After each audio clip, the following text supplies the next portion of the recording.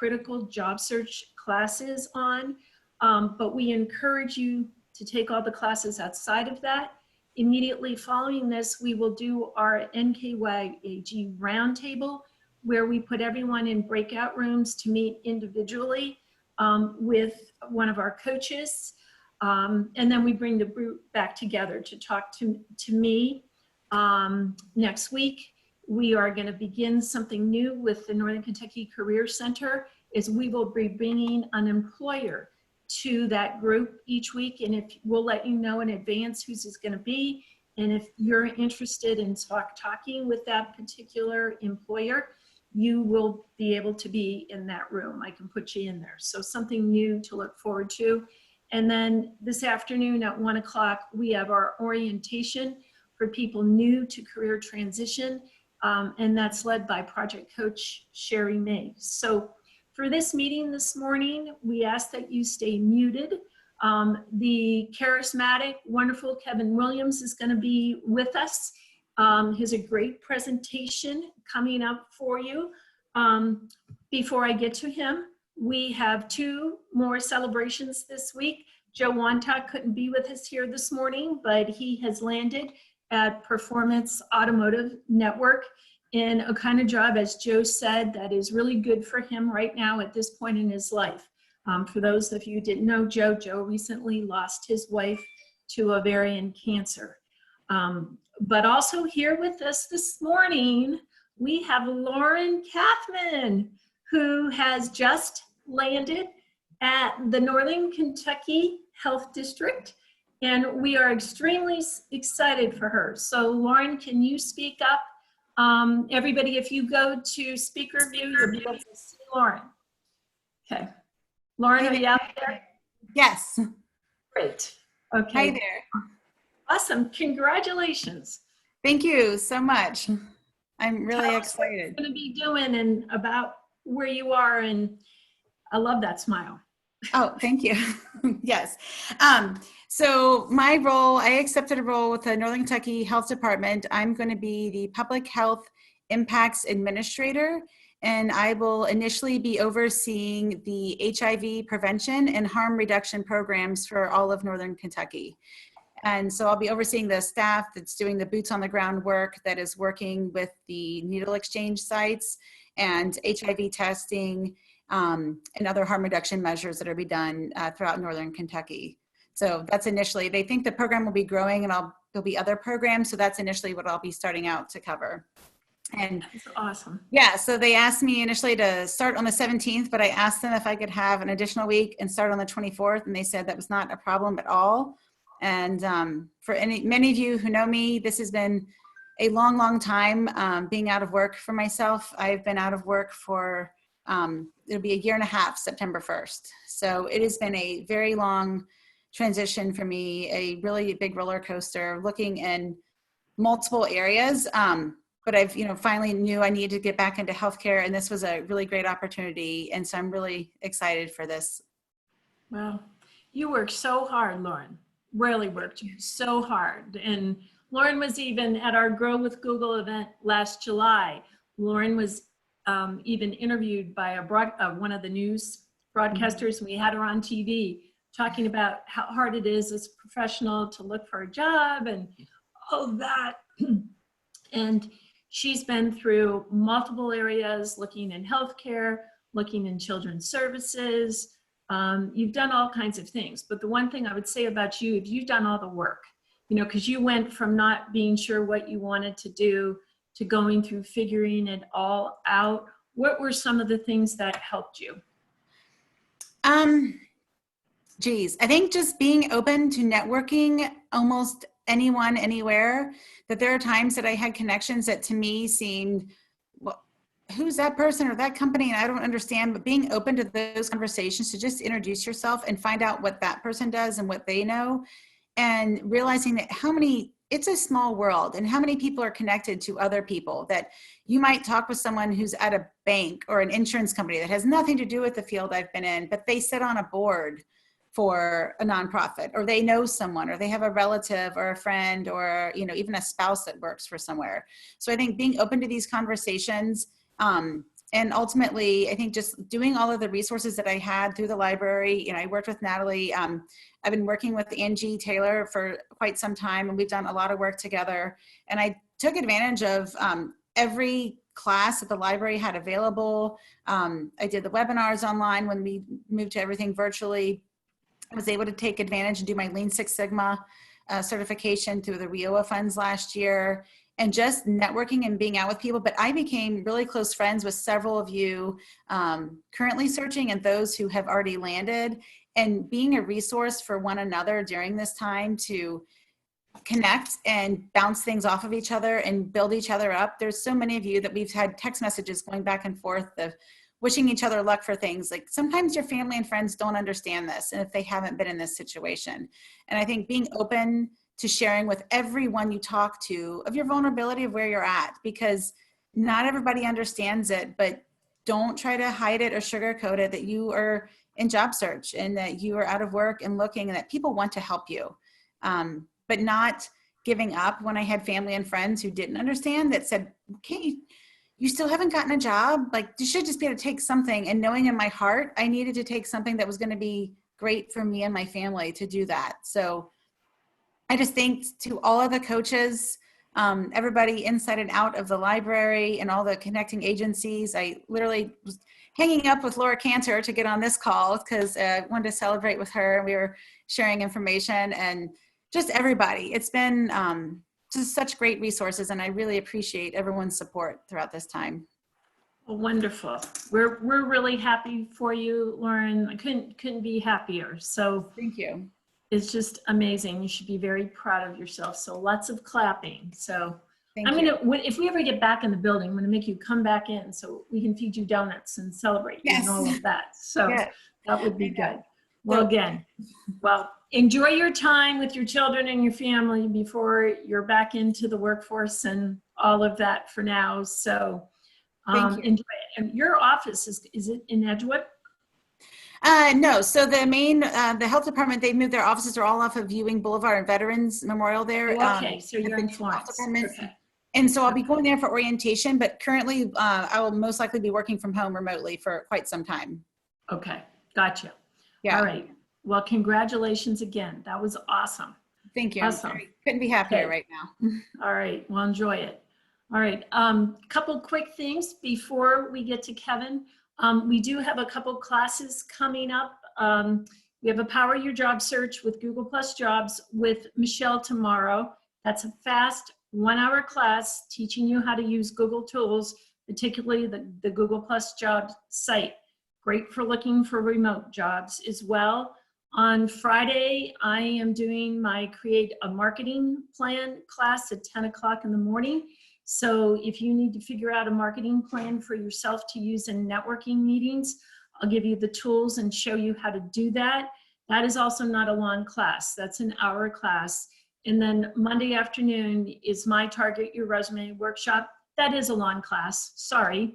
It's from about 1 to 3 p.m., but there's a lot to know about resumes today. So we want you to have all of that. We'll follow that up with a Managing ATS in Your Job Search 2 weeks later with Dr. Nina Talley. That'll be happening. And also, we're going to have part 2 of Job Search Success on Tuesday morning at the Covington Library. So if you want to hang out with Adam Schoaf from the Brighton Center and me on Tuesday morning, sign up for that. That session is going to be on preparing for interviews and mock interviews. And Adam is a great connection to the Kentucky Career Center, just so you know about that. And then wanted to share a quote this week that you might be able to use in a job interview that I heard yesterday. It was, if you have a stumbling block, I'll turn it into a stepping stone. Now, someone said that many of you know. So this is a quiz. I want you to throw it out there in the chat. Who do you think said that? And I'll give you a hint. She is one of our instructors that teaches a lot of classes for us. So it's her way of telling people she solves problems. If you have a stumbling block, I'll turn it into a stepping stone. So with that now, and I'll tell you at the end, I'm going to turn this session over to Kevin Williams. Kevin, are you out there? If I wasn't muted, yes, I'm here. Sorry. Yeah, you are. Hey, Kevin. We're so happy to have you here with us this morning. Kevin is an enterprise account executive for Sparta Systems. Sparta is the world's premier provider of cloud and on-premise quality management software. Kevin also is the founder and managing partner of the Answer Group, an executive coaching firm. He has spent the last 20 plus years in various roles and organizations, but has always gravitated towards growth and development.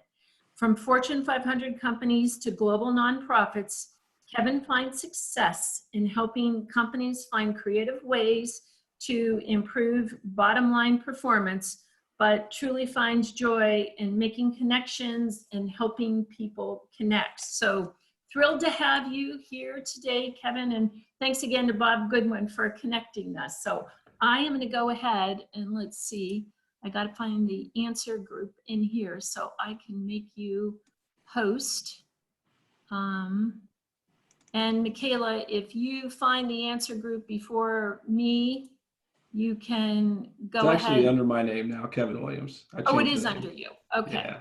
I was looking for that and I was having trouble finding you in this list. But it is under Kevin Williams now? Yes, it is under Kevin Williams.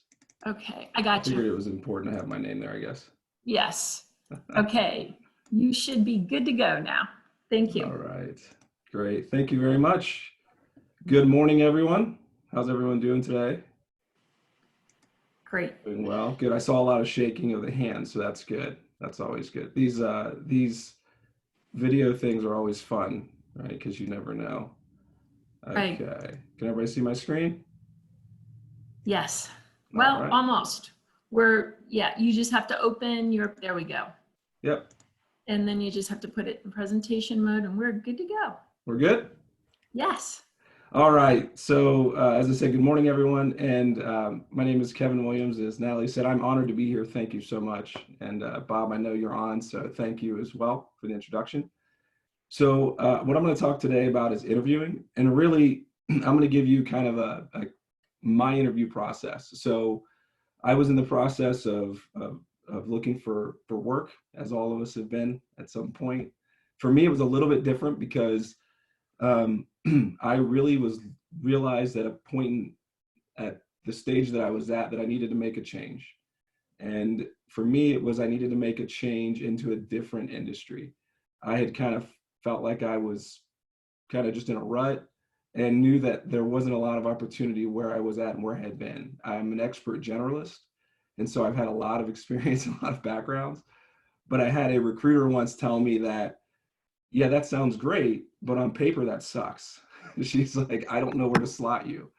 And so for me, it was, okay, what do I want to do for the next 10, 15, 20 years? And so that's kind of where this process starts. But I want to get something out of the way. What was that? I was going to say, can everybody hear you? You sound a little quiet. So I was just going to ask you just a little closer to your computer, and that should probably do it. Yep. Can everybody hear me now? Okay, good. Yes, that's better. Great. Okay. Great. Sorry about that.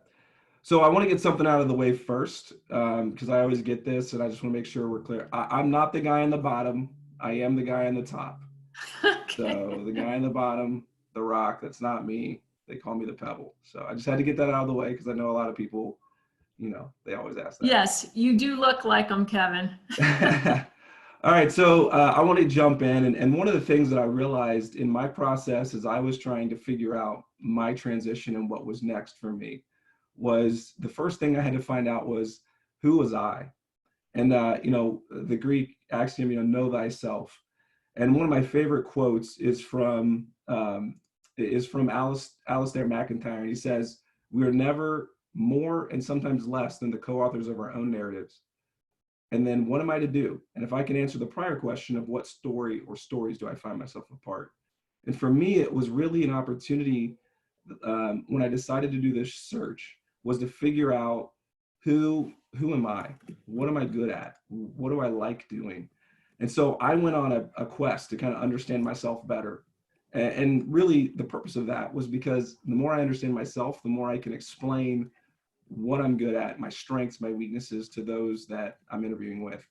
And so I had a number of assessments that I worked with. I've done Strength Finders. I did Berkman, Myers-Briggs, Lions Lead, which is one that's not very well known. And really that was the key thing for me, was really trying to figure out initially, who am I? What am I good at?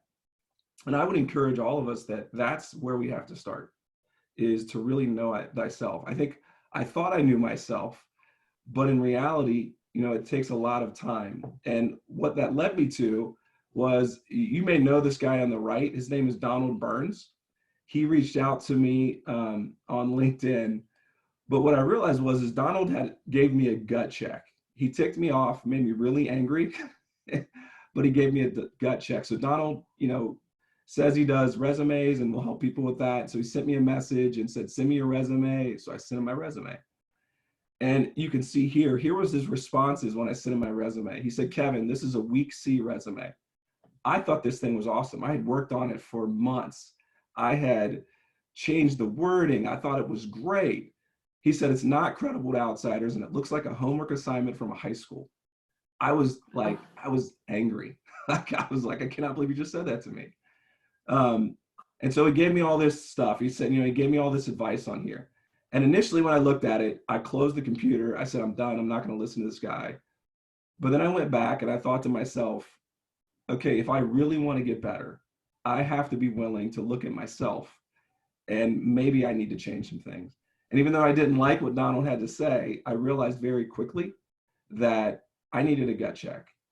And in that I think is what spawned the success of me as I started to look for more jobs. Because I had gone through a ton of interviews and different things and nothing was landing. I was always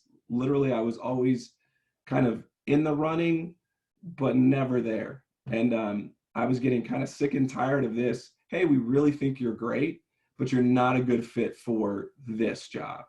Or, hey, we really like you, but. And so I think there was an opportunity for me to go, okay, I need to really start looking at my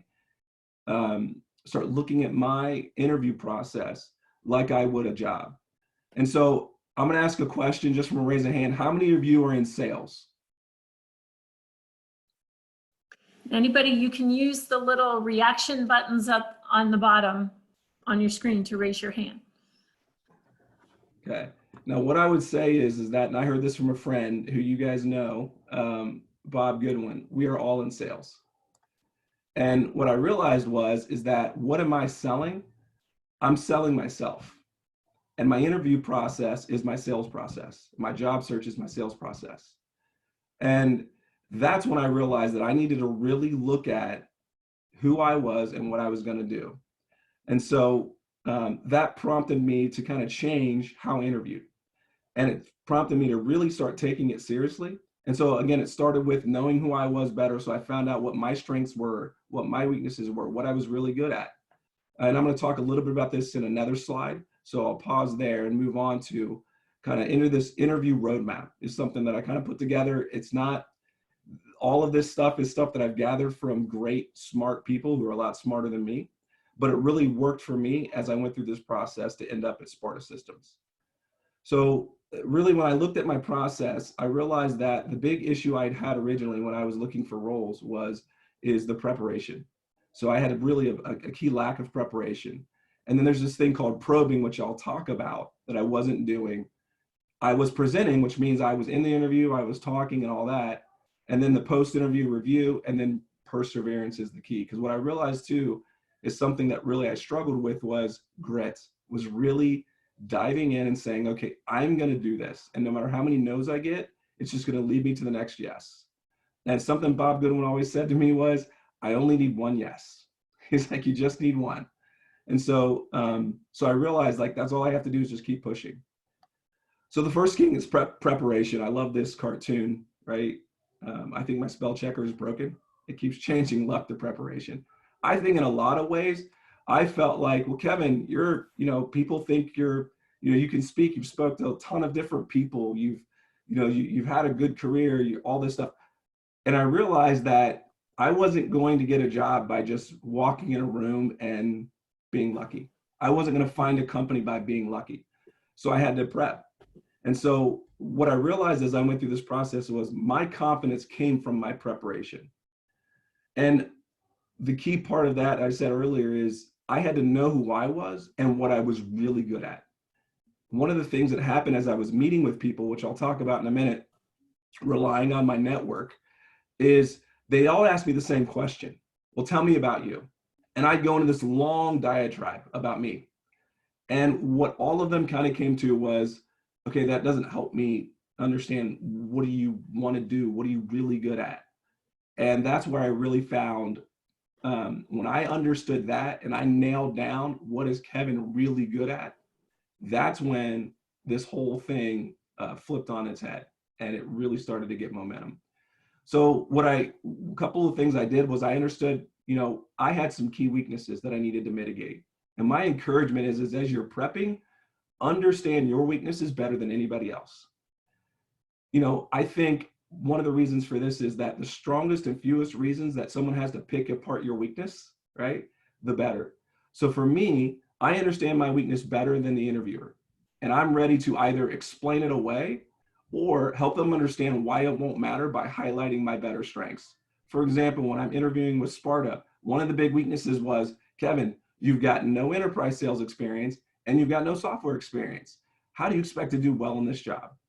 And so what I did was, before that question even came up, because it came up in one interview and I got hammered for it, I ended up, from every interview going forward, I jumped right into it. I said, look, I understand it may look like I don't have enterprise sales experience, but I understand sales. And let me explain to you why I think what you're really looking for when you say enterprise sales is this.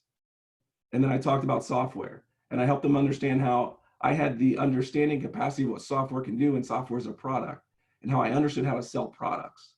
And so I was able to mitigate my weaknesses from the big thing that they had against me, right, in that interview, to something that either I explained it away or I helped them understand, like, look, I understand what you're saying here, but here's the strengths I have that will make that not matter.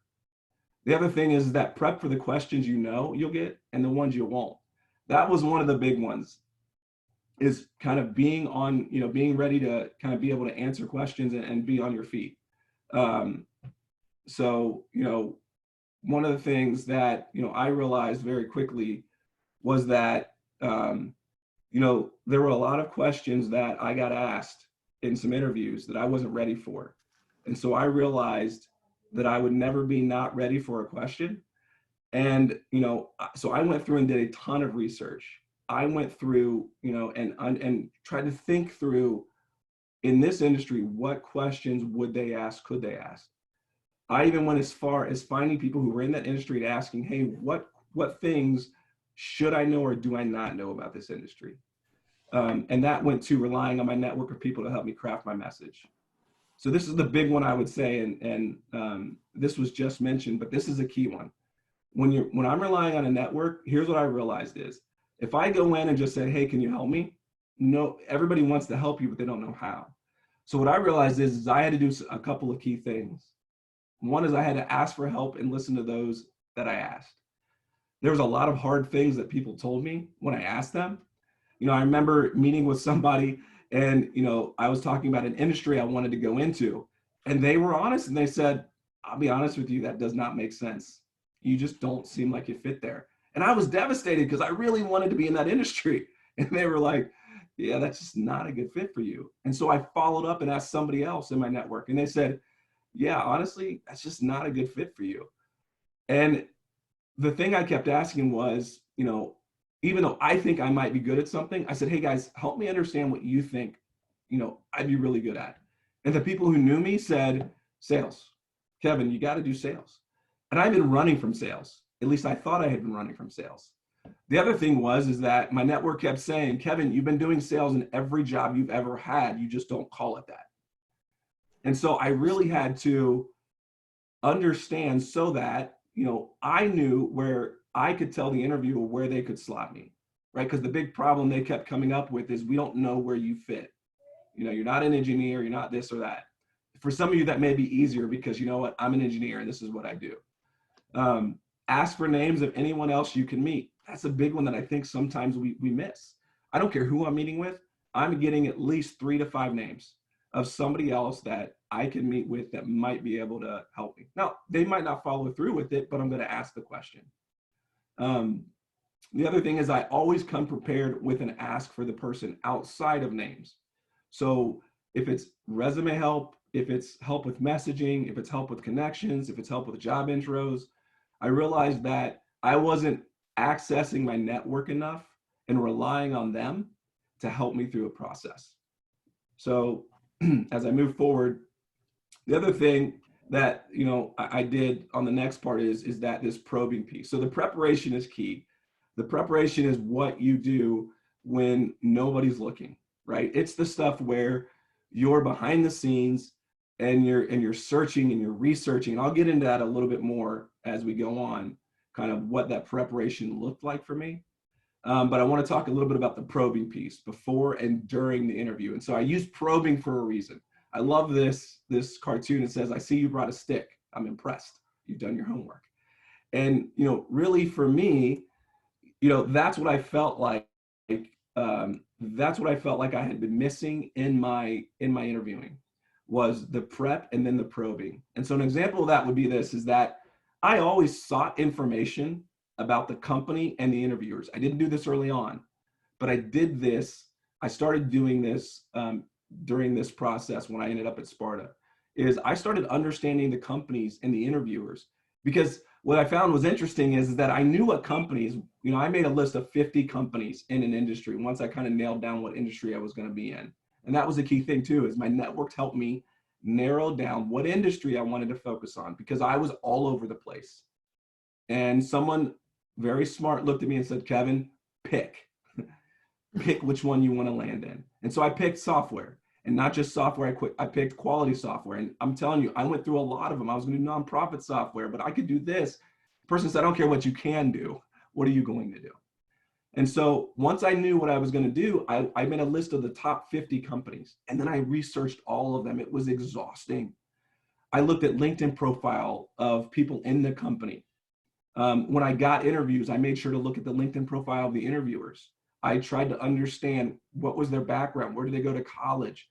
I did Google News Alerts, and I'll show you kind of that. You may be familiar with Google News Alerts. If you're not, it's a great tool that's free.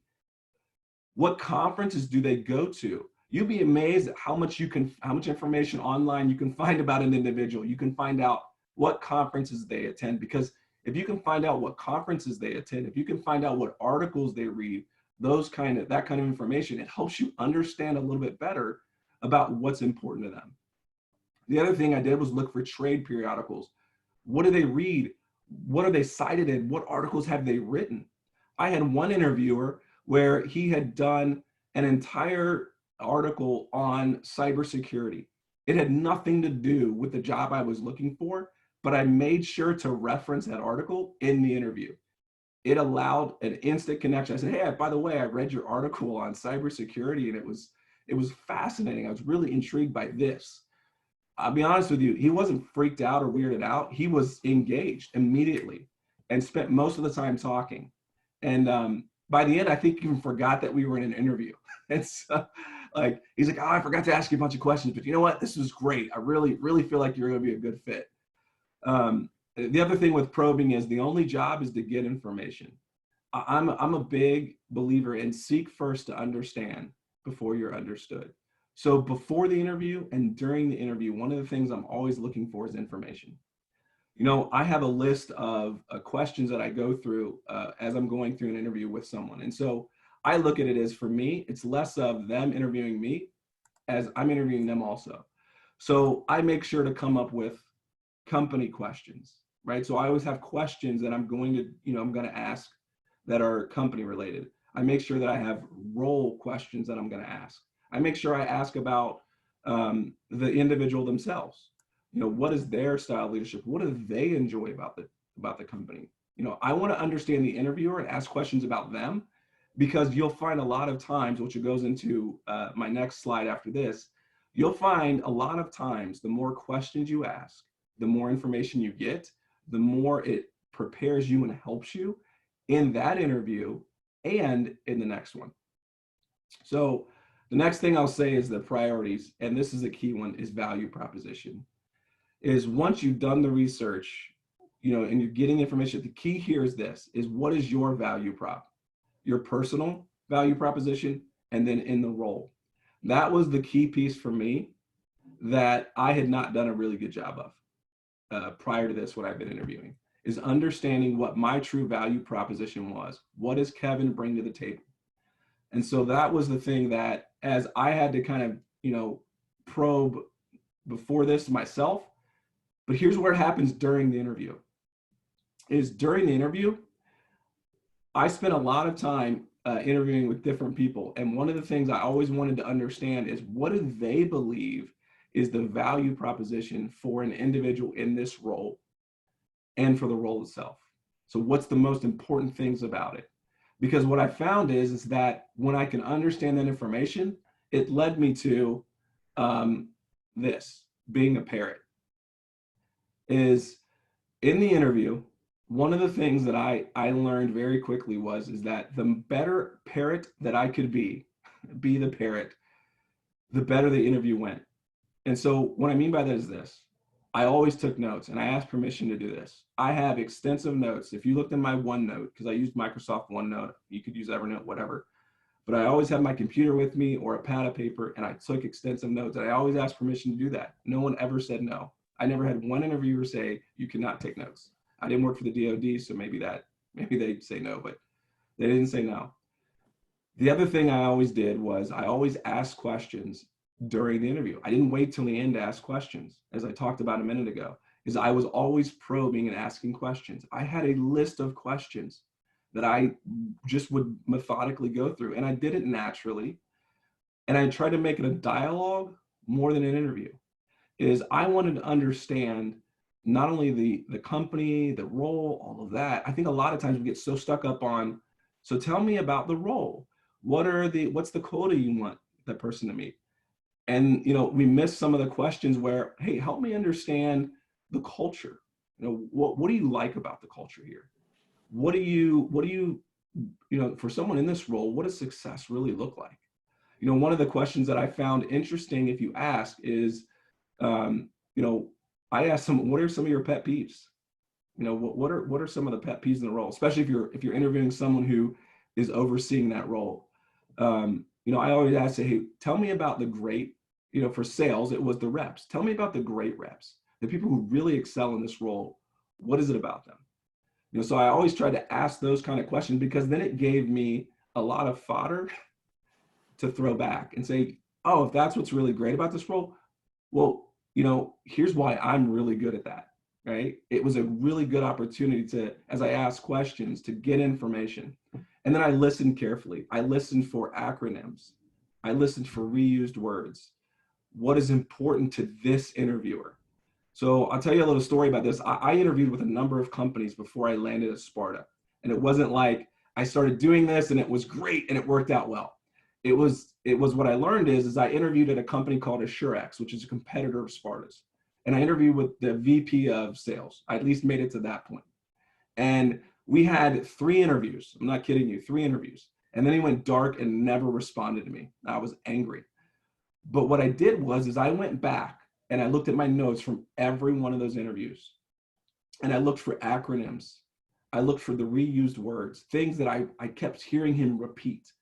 And I looked at what was important to him, because here's what I realized is he was in this industry. And then I took all of that stuff and I put it in my messaging. And so that goes to my next point, number 4, which is be willing to rework the messaging if necessary, even real time. So I was able to rework the messaging. One of the big things I'll say in this is you have to think on your feet. If you're going to be asking questions, you're going to be getting information in real time. You might have to realize that some point that you want to bring up about yourself, you might find in an interview is not something that's important to that interviewer and is not important to that role. And so you have to be willing to at least adjust in that. But again, that goes back to preparation. I was an actor in high school and in college early on. And one of the things I realized about great ad-libbers are really good at preparation. There are very few ad-libbers that just ad-lib on the spot. Most ad-libbers have a ton of prep and then it frees you up to ad lib. I wrote on here Philly Airport. I'll tell you what happened. I was interviewing at Sparta. This was like my third or fourth interview. I can't remember. They were flying. I had 2 phone interviews, and they were flying me to New Jersey to have a round of interviews. And I got off the plane, and I got a message as I landed that said, hey, one of the interviewers doesn't feel like driving to New Jersey because I was flying into Philly. He said he's going to meet you in the Philly airport for your interview. I was like, what? Because I was like, I don't know what, luckily I had prepped on the plane. I prepped that, but I wasn't ready. But I said, screw it, I'm going to do it anyway. So I met him in the Marriott in the Philly airport. And here was the key though, is I had had a previous interview with someone. And one of the questions that I asked them, and this is why questions are so important. I said, hey, I'm going to be interviewing with Dave Green, in next week. I think it was like next week. I said, hey, can you tell me a little bit about Dave? And I asked one of the interviewers that, and he did. And he said, hey, this guy is heavy on qualification and he's heavy on process.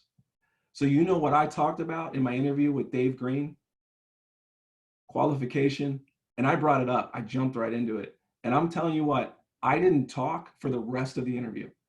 He spent the rest of the interview telling me his strategy on qualification, how important it was. By the end of the interview, he was texting the CRO, the Chief Revenue Officer, saying, I give a thumbs up. And it was all because I asked a simple question to one of the interviewers about what was important today. And I'm telling you, when I asked him, I said, Dave, he said, what do you think is important about sales? And I said, Dave, qualification to me is huge. I said, if you don't qualify, elite, his eyes lit up and it was over after that. Like I just, but that's an example of something that I don't know that everybody does, but it's something that I realized the more I do that stuff, the better it was. And I did it with every interviewer. If I knew who I was, now you don't always know who you're interviewing with, but if you do, it is a huge opportunity. But going back to the Assurance interview that I didn't get, and I still haven't heard from the guy. It's been almost a year and the guy still hasn't responded to me, and I've messaged him on LinkedIn and everything. And, but what was interesting is that interview that I did not get, or that job that I did not get, those interviews gave me the best messaging and material to get the job at Sparta. And I honestly thank that guy because without the messaging, and I don't know if I said this early on, I was totally unqualified for the role that I got at Sparta in this respect, as I had no enterprise sales experience and I had no software sales experience. And I was going into a job in pharmaceuticals and medical devices and life sciences. Now I fully believed that I could do the job. And as I'm doing it now, it's evident, like, yeah, I can do this job. And I'm doing very well at the job. But according to them, I was not qualified for the job.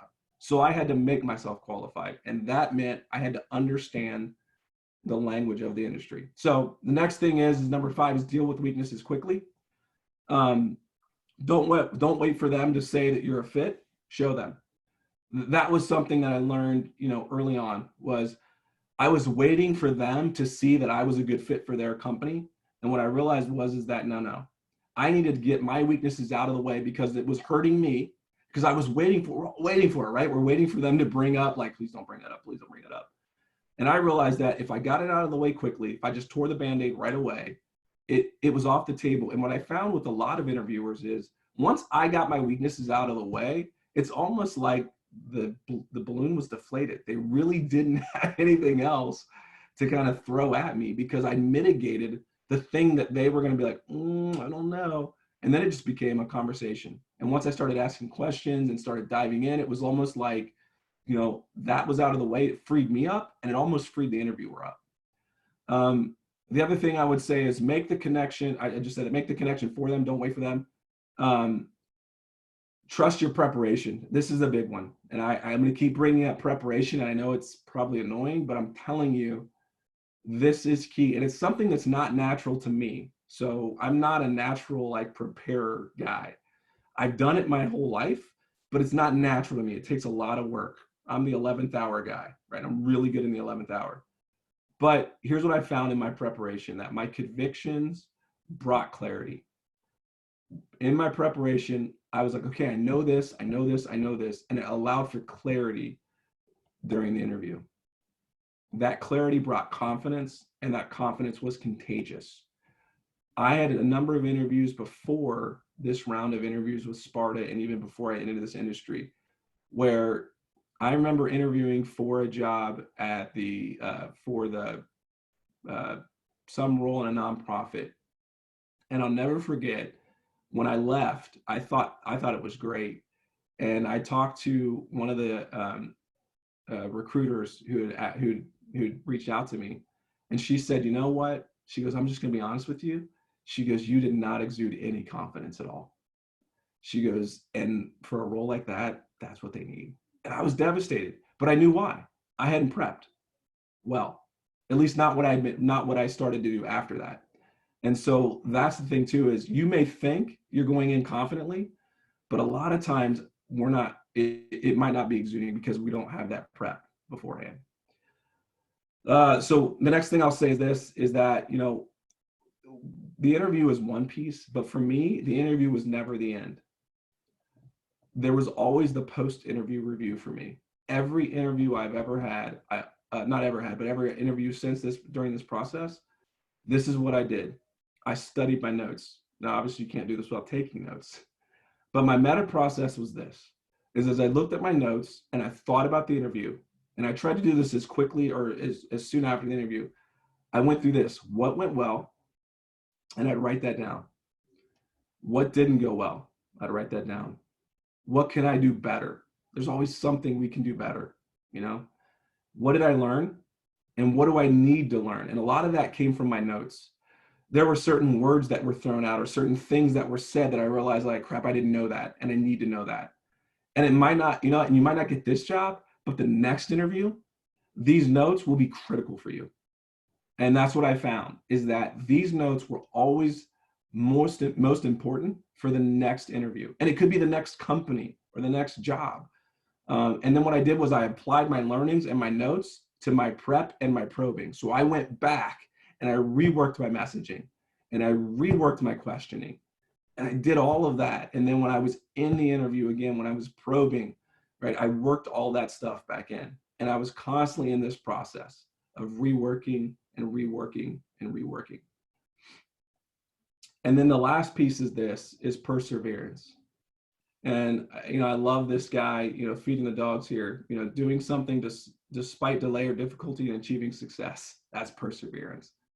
But more than that, it's grit, right? And what is grit? I love this term grit. It's a new term when, I can't remember who wrote the book, but there's a book about grit that came out. It's just this non-cognitive trait based on an individual's perseverance of effort combined with the passion for a particular long-term goal. This is the key I wanted to draw on, is this process came out of my passion for realizing that I wanted to work in a job, in an industry that I thought and I believed that I would be good at and I would find joy in. And so it allowed me to have the grit to do it. What I realized before this process was I don't think I had enough passion for my job search that I needed. And that wasn't fair to me, and especially fair to my network, who I'm asking to help me. And if I'm not willing to put in the time and the work to do it myself, it's not fair. So, that's the key thing for at the end of this is it has to be perseverance. And I'm going to go back to my, this slide, is the preparation in this is the key, and it starts everything off. And if you're not prepared, and I mean doing research and understanding, so I'm going to go back and tell a little bit about how I ended up at Sparta in this process. So as I was looking, I shared with you, I went through and, AssureX, and I went to the point where I had crafted a message that I sent off to CEOs. I sent off to a CEO of a software company saying, hey, I know you don't have a position right now, but here's why I would be a really good fit for your company. I heard nothing. It's okay. She did connect with me on LinkedIn, so I thought that was a win, right? She didn't respond to the email, but she connected me. But what I realized is that I had to prep, and I did a ton of research. Google was my best friend. I learned what I called Google Foo. I became really good at keyword searches. I became really good at understanding the industry that I was in. I understood, even if it's an industry there's so much more that you can understand about the industry. I looked at every piece of information I could about every company that I was looking at, and not only the companies, but the people involved in those companies, understanding the ins and outs of what that industry was about. I looked at fiscal reports from companies because I wanted to understand as much as I could. And then I did a ton of prep on myself, right? Knowing who I was and crafting my message. And then the probing, right? Being able to probe the interviewer, being able to understand what's important to them, what's important to the company. You'll find all that information out. And then this just cycle continued. And I kept doing this. And so, my process was very interesting because I had a number of interviews in this space that went nowhere. Just like the interview with Assurex, it went nowhere. But each time I got new information. So when the opportunity at Sparta came, because of someone in my networking, the young lady who just spoke, I can't remember your name, I apologize, I should have wrote that down, who got the job, congratulations, by the way. You brought up a good point, is that, one of the things that was interesting is that, Lauren, thank you. What Lauren just said is, there was someone in my network that I had no clue, like, was connected to this space and said, basically called me and said, hey, there's this opportunity, I'm going to connect you with a recruiter. And I was like, okay, great. But here's the key is I'd already asked, hey, just keep me in mind. Here's what I'm looking for. Here's the kind of job I'm looking for. Here's the industry I'm looking for. And I'd asked them specifically, like, hey, can you, if there's something you can do. So they sent it to me. And I was on vacation when I got the phone call from the recruiter. And, and luckily I had been prepping before this because it was an unexpected call. It was literally like, hey, I can talk right now or I can't talk at all. And I was like, okay. But because I had done the prep beforehand, I was ready to go and I felt confident in this call because I'd done the post-interview review and I persevered and I'd kind of crafted stuff. So literally I plopped my computer up, looked at my notes, and I started talking to him. He passed me on to the chief revenue officer. It was like the second call I had. And I thought, this is money. Chief revenue officer's first thing he says was, Kevin, I don't see the fit here. Our recruiter liked you. I just don't see the fit. Here's what I'm gonna do. I'm gonna have you interview with a couple people. So I did. The first interview I had, the guy said, I just don't really think you're gonna like this job. I just don't think this is gonna be, but I asked questions and I learned. So at each interview process, I interviewed with 9 people in that process. I think they really liked me. Or they weren't sure. And so I get done through the interview process and I sit down with the CRO and we're in New Jersey. And I'm thinking like, and I feel good and confident about how I presented myself. I have no idea if I'm gonna get the job or not. And the CRO looks at me and he says, Kevin, he goes, if I saw your resume without any context and having not met you, I would have thrown it in the trash. He goes, yeah, how do you like to hear that when you're like, you just finished interviewing? And he goes, but here's what's interesting. He goes, you interviewed with 9 of my VPs and some of our executives. He goes, and I did not get one dissenting person in that. He said, every one of them said, thumbs up, hire this guy. He goes, I've never had that happen. He goes, look, I honestly, when we first talked, he goes, I'm like, this will be over quickly. He goes, but you know what? He goes, you, for whatever reason, he goes, each person felt like you were a good fit for not only the role, but this company and everything. And here's what I will tell you is, every interview was different because I understood each interviewer differently.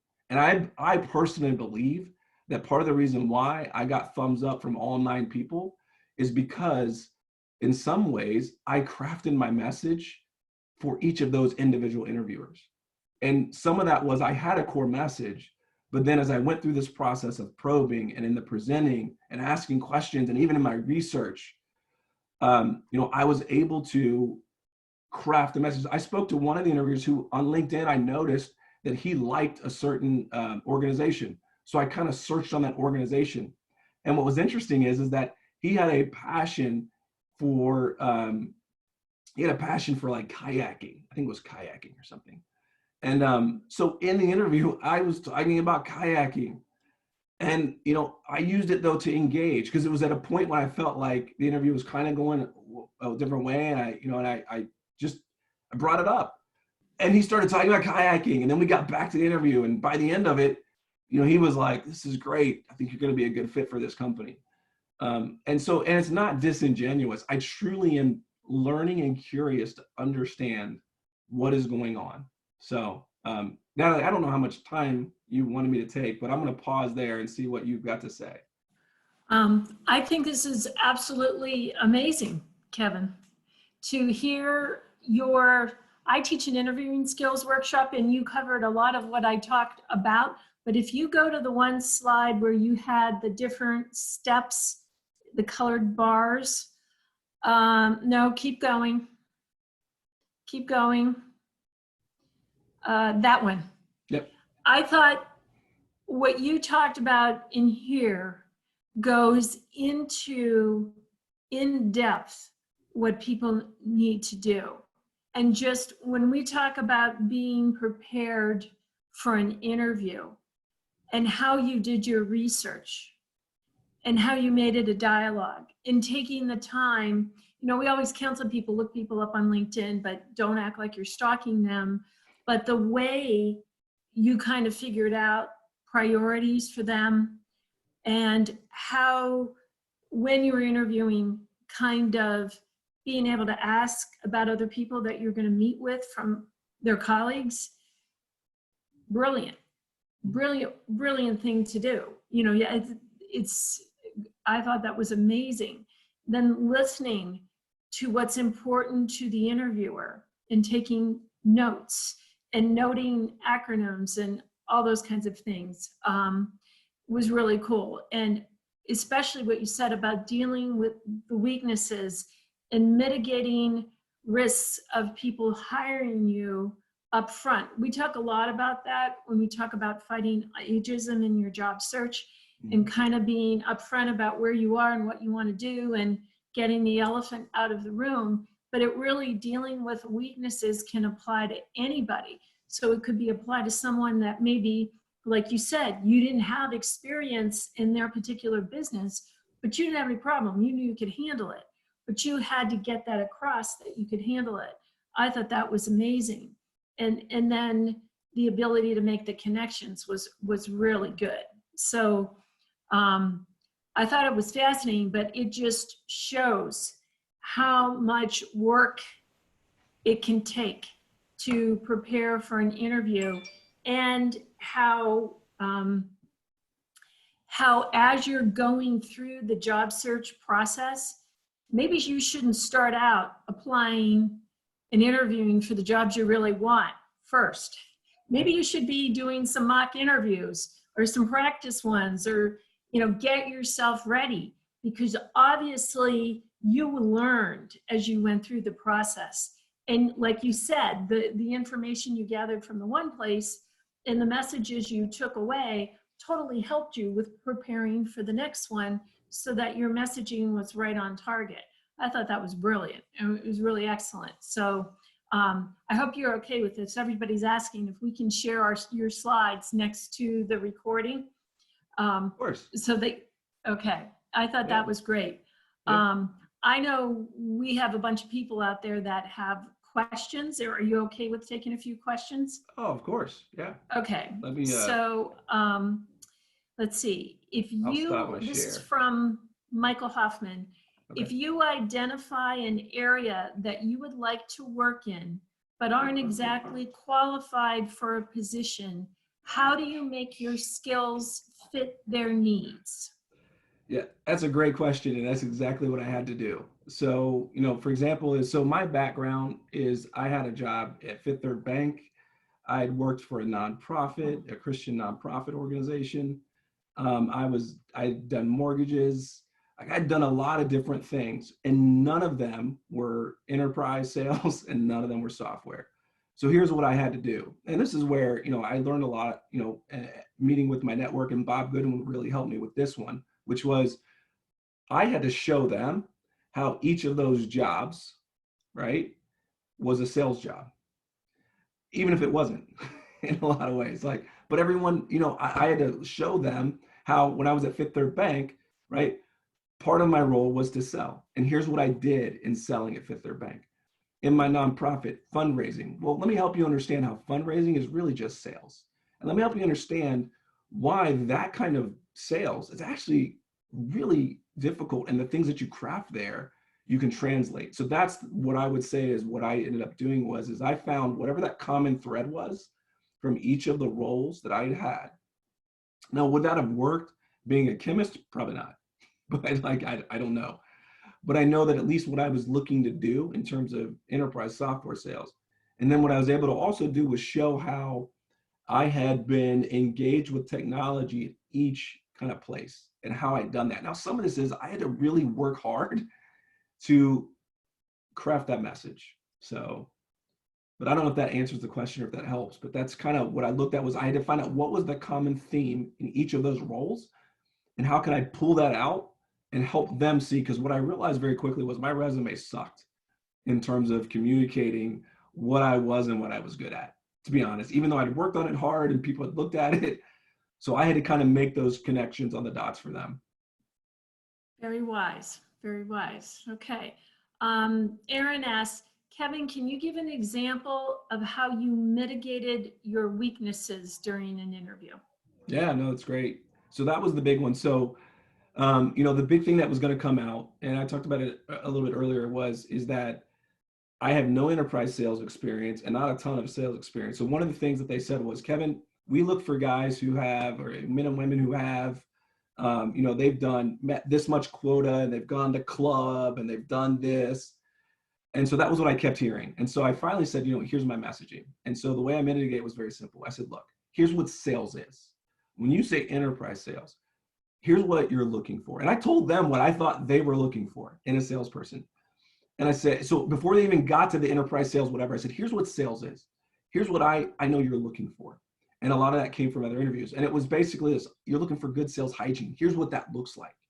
And so I knew what an enterprise sales exec did. And so what I did was just took that stuff, took out the enterprise sales piece and talked about sales. Here's what you're looking for. And with software, what I did was I had to kind of deconstruct this whole myth of, oh, you're selling software. It's this big mythical thing. And I broke it down to, look, here's what software is. And here's how my experience will really help in selling that software. And so, that's really what I did was I was able to take those two pieces that were kind of like, Kevin, you've not done this and you've not done this. You've not gone to club, whatever. And I remember at one point I said to one of the interviewers, I said, I haven't gone to club. He didn't say anything about club, but I said, yeah, I haven't gone to club. I said, but you know what? But to me, the goal for me is I love sales so much, going to club, but if they had club at these other companies, I would have gone to club every year. Like I was able to kind of make that connection. It was like, they didn't have club, but in that nonprofit I had, if they had club, I would have hit it every year. You talk the language. Yeah, exactly. Yeah, really I was good. able to talk the language. Yep. Okay. Another question. Let's see.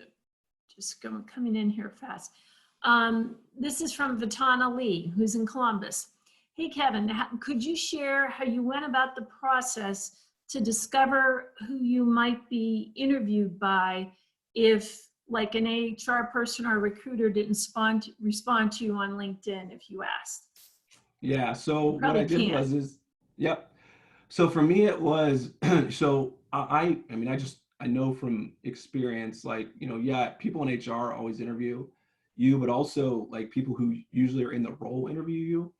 So I knew what role I was looking for and what roles they were kind of doing. So a couple of things I did was I tried to research the company. And so I tried to understand who was the VP of strategic accounts, right? Who was the VP of new logos, which is new sales.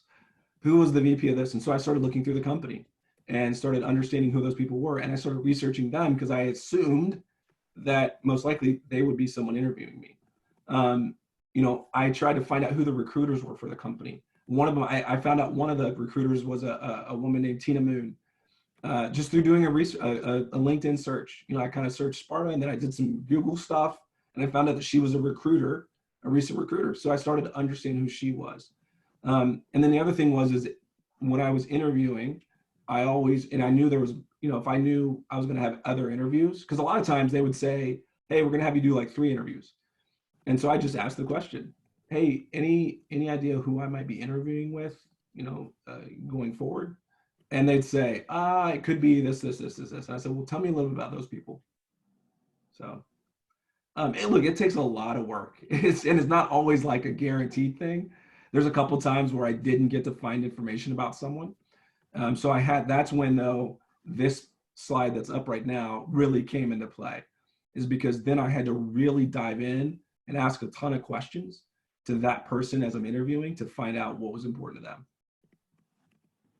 That's a good one. Okay. Next, let's see. How many hours, this is from Lynn Liberty, how many hours or pre-prep would you say you put in prior to engaging and starting an interview process with a company? That is a great question. I probably should have been prepared to answer that one. As much as it takes, right? Honestly, it was exhaustive. I looked at it as a job. It was a second job. I'd be up to 1 a.m., 2 a.m. Some nights. I would, kind of what Natalie just said, like, as long as it took. Like, what I realized was that no one else was going to take on my job hunt for me.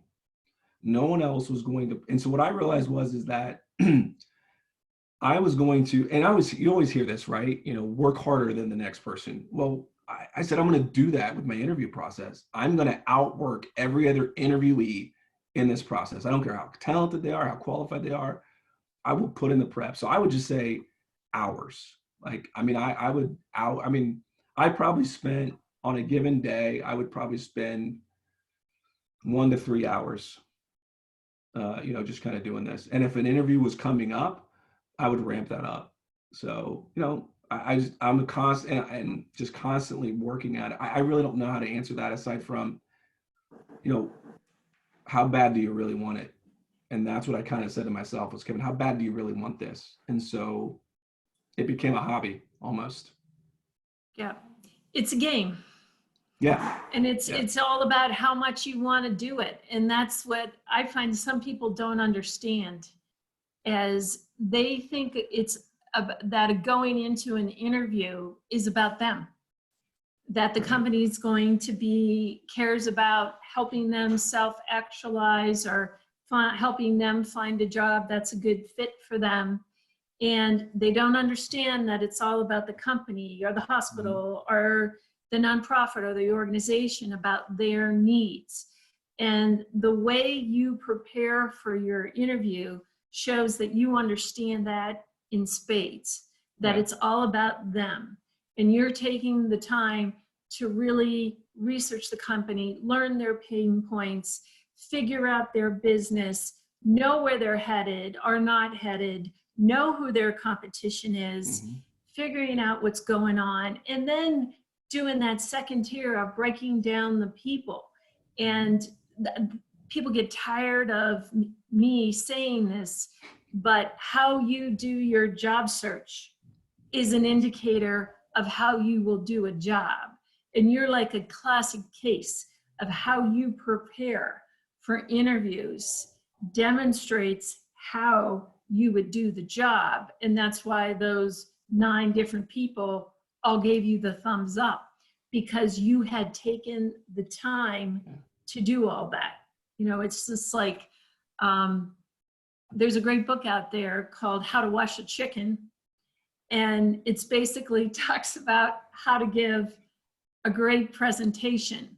And one of the lines in there is, when you make something look easy, people don't realize how much goes in to making something look easy and how much work it does. And like, I know you put a ton of time into this presentation, I can tell. So I appreciate that. But it's just one of those things that will really resonate with people. So I'm laughing because Yvonne Rich asked, what does club mean? And we're like, oh, everybody in sales, that would have been me too. We all get it. So if you're in sales, you know, you're always out there. We'll give the real estate market example. If you're a realtor and you're selling, you know, you want to make that $1 million mark, that you've sold $1 million worth of real estate, Yeah. but then you really want to make the $5 million sales mark. And then a lot of companies have a lot of incentives for their salespeople depending on whatever level you get to. So hope you got that. Yvonne's in compliance and fraud and things, Yeah. so outside of her market area. So that was Yeah. good. David Young has another question. Kevin, do you have any challenges in obtaining feedback from your interviews, each of your interviews? If so, how do you ask for feedback on improving your skills? Well, I would say your skills are like top. So, Yeah. I don't know if you need to improve, but when you were starting out, what did you do? Yeah. So you mean just in my challenges when I was asking for feedback? Yes. Yeah, you know, for me, it's still, even though I'm talking about doing it, like it's always nerve-wracking to ask someone, you know, for feedback. Like, you know, and so I don't know if you mean feedback after the interview, because I did that as well, or if you mean feedback like during the interview, so asking questions during the interview. I think he means after. Okay. Oh yeah, so afterwards. So, you know, well, here's what I found is the worst that someone can say is no, right? The worst they can do is blow me off, and I had some of them do that. But what I realized is that a lot of people, even the ones that you interview with, like, number one, they like to talk about themselves. Everybody does. We all do. You know, so, and then the other thing too is that I think I found most people wanted to help people, you know, like, you know, I remember asking someone, you know, hey, help me understand a little bit of why. I told you before, I asked one interview, I said, hey, help me understand why, you know, what did I not do well? And, you know, they were like, you just weren't confident.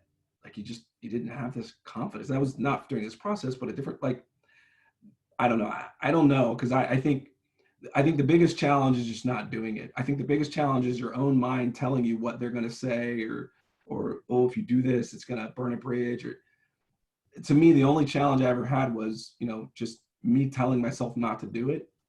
Reality has never proven that asking for feedback gets me anything but either honest feedback or, you know, nothing. Like there's nothing negative I've ever found from asking for feedback in my experience. Oh, that's good. All right. I don't see any other questions out there. Did anyone else have any other questions? Feel free to unmute if you had something. And Kevin, you got to scroll to the end of your presentation so that they can catch your email. This is Kevin's email address here.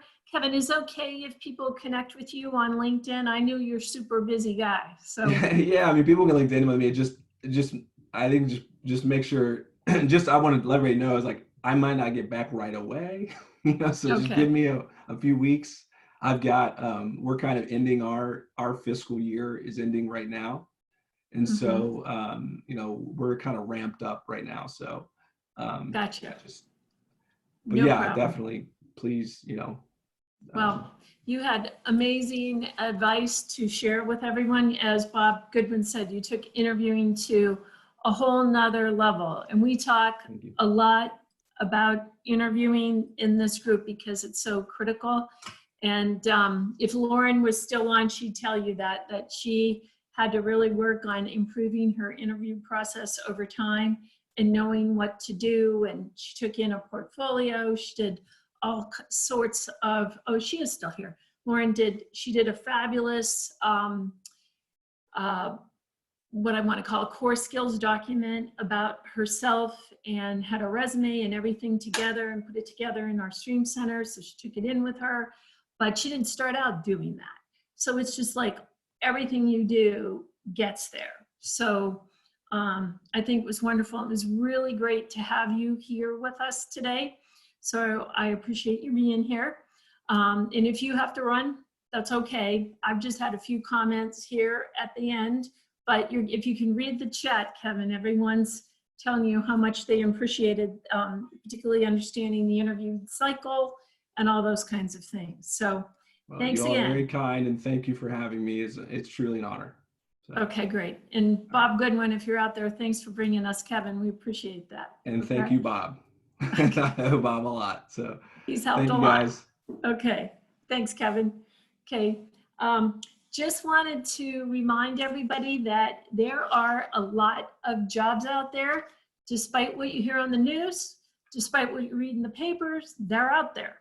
So make sure, if you're new, the hot jobs list from Ohio Means Jobs, Michaela already posted that in the chat. We always update it on the Job Search Central site if you're looking for it. The way to use that list is you read through it, look for, the name of the company and see the jobs that they have posted. That means they've posted them with Ohio Means Jobs. Then what you need to do is go out at that company's website and look for it if it's something of interest to you. We just give you the list so it's easy to read through and see what's out there first. Some of the things not on that list have a number of people are applying for the Director of Economic Development for the city of Erlanger. True Staff has an opening for an attorney on a contract basis, and we have contacts there, Roger Neff. CBC is looking for someone to work in an administrative role, maybe 20 hours a week or so. So if anyone's interested in that, reach out to the Covington Business Council. We'll be working directly for Pat Froh. The Northern Kentucky Community Action Commission has openings for an person in IT and an administrative type role. Overall management type role there. Stock Manufacturing, the HR director there is Sherry Hume. They have a number of openings, again, in the IT area there. A company called the Dooley Team has an opening for a creative director and a social media strategist. Kathy Coop is good friends with that company. I'm going to be hiring 3 people part-time to work for me and help people with their job searches. So it's going to be 23 hours a week in either our Covington, Erlanger, or our Independence libraries. Those are all part-time, but you did have to lose your job after March 1st in order to be eligible for those, because those positions are through a federal grant. So just want to give you an idea that there are things out there. You just need to have that target list of companies. You need a plan. You can't just sit there on Indeed or ZipRecruiter or Monster and think applying all day to these jobs is going to get you anywhere. It will not. You need to have a plan, be looking at individual companies' websites, have a list that you're checking all the time to see what's out there and what's of interest to you, and then keep looking for connections inside those particular companies. A lot of jobs never get posted. Things just happen internally. And if people know you're available and you're looking, you'll hear about it. So just want you to keep all those things in mind. If no one has any questions, I'm just going to tell you, I thought it was funny. That was Carolyn Dickerson who did the quote on turning a stumbling block into a stepping stone. But I always thought it was either Angie or Carolyn, so it could have been either one of them, but a good way to solve problems.